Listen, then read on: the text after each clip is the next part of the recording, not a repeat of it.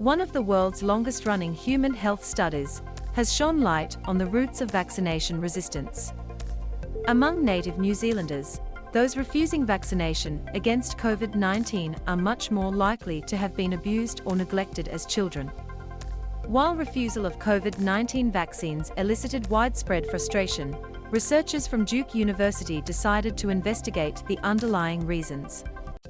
In the journal PNAS Nexus, the new study reveals the results of a special survey of participants in the Dunedin Multidisciplinary Health and Development Study. The study started by collecting data on almost every child born in Dunedin, New Zealand, in 1972 and 73, and has followed those who are willing through life, interviewing them every few years and recording their health. This has allowed insights into the health effects of factors such as childhood lead exposure.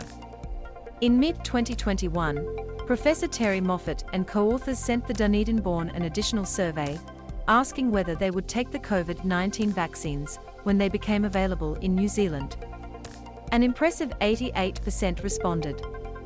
The team compared the answers with almost 50 years of data on the almost 1,000 participants.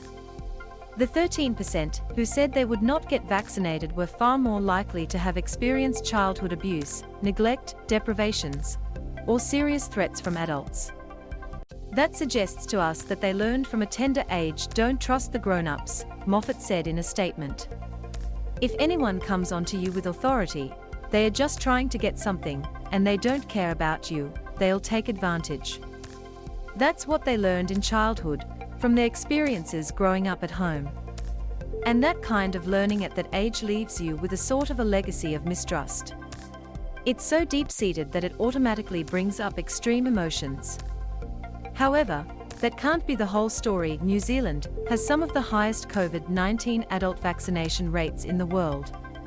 Just 4% have not been vaccinated there, compared to 24% in North Carolina, where Moffat is based.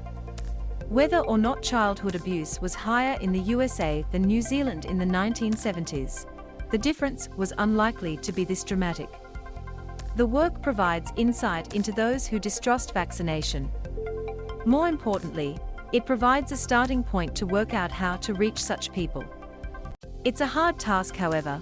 The paper reports Dunedin participants in this group were distrustful of friends, family, and co-workers, plus authority figures such as scientists and politicians. Finding someone whose word carries weight to bring a pro-vaccine message will not be easy.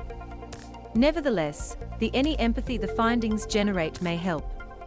The authors also identified characteristics at intermediary ages that help link betrayed child to distrustful adult. As teenagers, the vaccine-resistant generally believed their health was out of their control, so there was no point trying to look after it. Unsurprisingly, at 18 they were more alienated, aggressive, and unable to absorb information when stressed. Among those born in Dunedin in 1972, and 1973, certain common features showed up in the lives of those opposed to getting vaccinated today. Image Caroline Pate, a Duke. Abuse also affected reading, verbal capacities, and processing speed as children, and was associated with lower health knowledge as adults, even about uncontested topics. These results remained after the authors controlled for socioeconomic background. The study was motivated by the author's personal experiences. We had so many friends and family who initially said that the pandemic was a hoax, and then refused to wear a mask or social distance, Moffat said. And then when the vaccines came along, they said over their bodies, they would certainly not get them.